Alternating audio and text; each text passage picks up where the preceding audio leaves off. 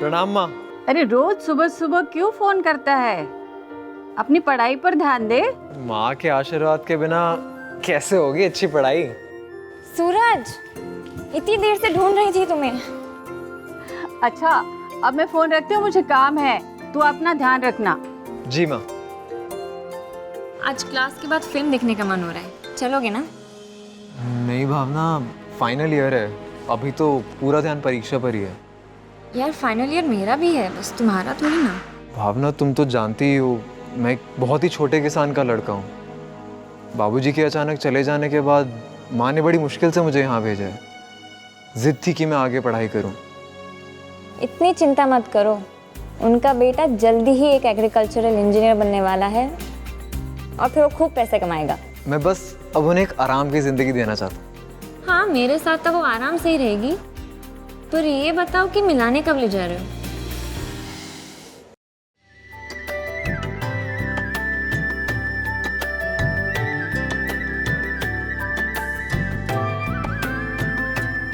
अब तो मुस्कुरा लो, क्लास में टॉप किया है, अच्छी नौकरी तो आराम से मिल जाएगी तुम्हें और मुझे भी ठीक ठाक नौकरी मिल ही जाएगी और फिर हम दोनों मिलकर माँ जी की सेवा करेंगे, गांव की परेशानियों से दूर।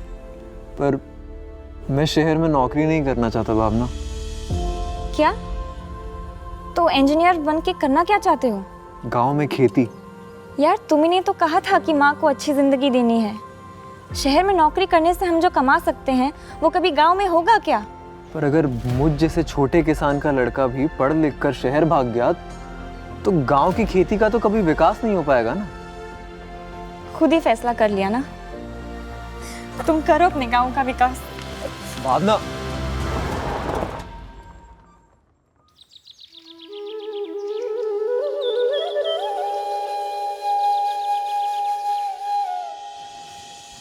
बेटा एक लड्डू तो खा ले, इतनी दूर से आया सफर करके। अभी नहीं माँ। ठीक है बाबा, बाद में खा लेना। अच्छा एक बात बता, तेरे कॉलेज वालों ने तेरे नौकरी के बारे में कुछ बात की है क्या? माँ, मैं नौकरी नहीं करने वाला हूँ, अब मैं यहीं गांव में ही रहूंगा। पर बेटा यहाँ करने के लिए ऐसा क्या है? हमारा खेत है ना। अब इतना पढ़ लिख के तू खेती करेगा? माँ, तभी तो बेहतर खेती कर पाऊंगा ना। बेटा तू तो जानता है तेरे बाबूजी इतना मेहनत करते थे और कितना ही कमा पाते थे। अब इतनी छोटी सी जमीन से तेरे भविष्य का क्या होगा? माँ, उसी छोटी जमीन से मैं अपना बड़ा भविष्य बनाऊंगा। और सिर्फ अपना ही नहीं, मैं इस गांव के हर छोटे किसान को एक साथ लेकर आगे बढ़ूंगा। कैसे होगा बेटा? हम सबको एक साथ मिलकर कृषि के वैज्ञानिक तरीकों से सहकारी खेती करनी होगी।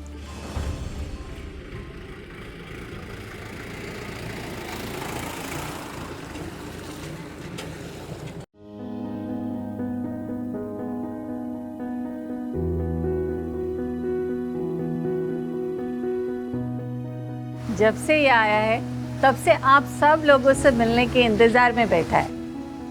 बताओ बेटा, तुम क्या बताना चाह रहे थे? हम में से यहाँ लगभग सभी छोटे किसान हैं। बचपन से देखता आ रहा हूँ कि हम सब खेती में इतनी मेहनत करते हैं, पर इसका कुछ खास फायदा हमें हुआ नहीं है। जो समस्याएं पहले थी वो आज भी हैं, बल्कि बढ़ती ही जा रही हैं। पिछले कुछ सालों में मैंने आधुनिक खेती के कई वैज्ञानिक तकनीकों के बारे में पढ़ा है, जिससे पैदावार में काफी बढ़त हो सकती है। सहकारी खेती में कई किसान एक साथ एकजुट होकर खेती करते हैं। एक साथ मिलकर वे अच्छे दामों पर खाद और बीज खरीद पाते हैं, सिंचाई का बेहतर उपयोग कर पाते हैं, मिलकर आधुनिक उपकरणों का प्रयोग करते हैं और जब एक साथ मिलकर बाजार में फसल बेचते हैं तो दाम भी अच्छे ही मिलते हैं। इससे लाखों किसानों की उन्नति हुई है। हमें भी एक सहकारी समिति से जुड़ना होगा। हमारे गांव के पास एक सहकारी समिति है, वहां के अधिकारियों से मैं मिलकर भी आया हूं। वहां हमें अपनी खेती की जरूरत अनुसार बड़ी ही आसान शर्तों पर कर्जा भी मिल सकता है। अगर हम सब एक साथ जुड़ गए तो हमारी उन्नति पक्की है। मुझे ये बात ठीक ही लग रही है। बेटा, हम सब तेरे साथ हैं। कुछ पाने की है बात बात, सपने देखे हैं साथ साथ। आशा है, आशा है, संग मिलके संग लड़के खुशियों को जीत ले। आशाएं हो जब एक सी, चलना है अब साथ ही, अब मुमकिन है कुछ भी है अब मुमकिन। सहकारी समिति ने तो हमारी हिम्मत ही बढ़ा दी। इतने अच्छे दामों में बीज और खाद मिल रहा है, इससे तो खेती की लागत काफी कम हो जाएगी। तो बचत के पैसों से खेत में और ज़्यादा खाद डाल पाएंगे। बिल्कुल नहीं, हमें खाद ना तो ज़्यादा देनी है ना कम। पिछले 70 सालों में रासायनिक उर्वरकों के ज़्यादा इस्तेमाल करने से हमारी मिट्टी में जो जैविक कार्बन है वो बहुत ज़्यादा घट चुका है। इससे मिट्टी की उपजाऊ क्षमता बहुत कम हो चुकी है। अच्छी फसल के लिए ये ज़रूरी है कि खाद और उर्वरक एकदम सही अनुपात में दिए जाएं। इसीलिए खेती करने से पहले हमें अपनी मिट्टी की जांच करानी होगी। क्यों? हमारे गांव की मिट्टी तो बहुत अच्छी है, सालों से उस पर खेती हो रही है।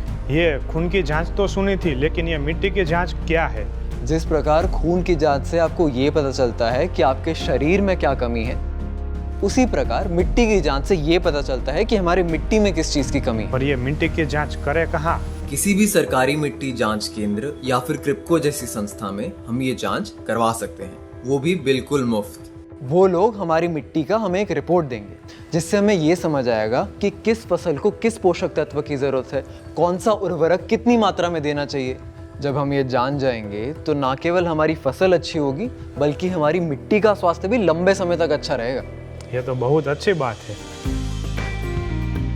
आंखों में है आस आस, होगा अब तो कुछ खास खास। आशा है खेतों में नए रंग रंग, जब मिल जाए हम संग संग। एकजुट है ये राह राह, खुशियां फैली हर जगह। आशा है आशाएं हो जब एक सी, चलना है अब साथ ही, अब मुमकिन है कुछ भी है अब मुमकिन। हो हो हो हो हो हो।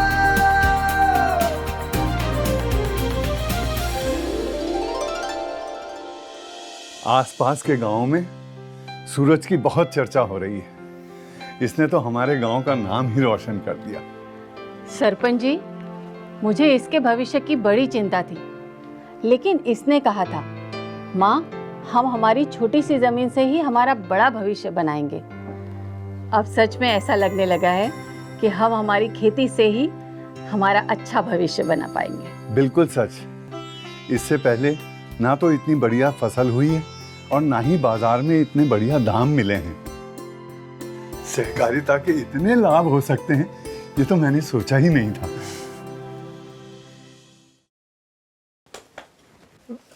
माँ, ये इतना खाना कोई खास आने वाला है क्या? खास ही है, और वो आ भी चुकी है।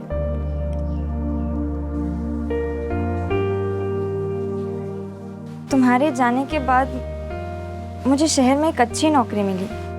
नौकरी करने तो लगी, पर मन नहीं लगा। एक खालीपन महसूस हुआ। तब मुझे तुम्हारी बातें समझ आई।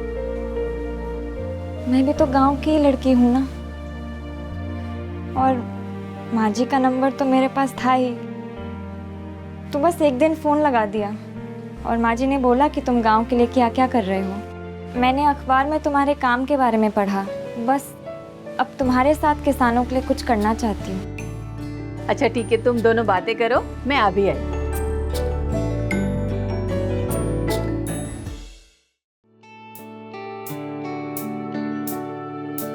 हो गई तुम लोगों की बातें?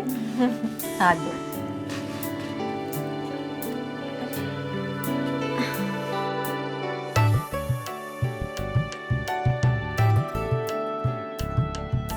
अब जल्द ही हम तुम्हारे घर आएंगे।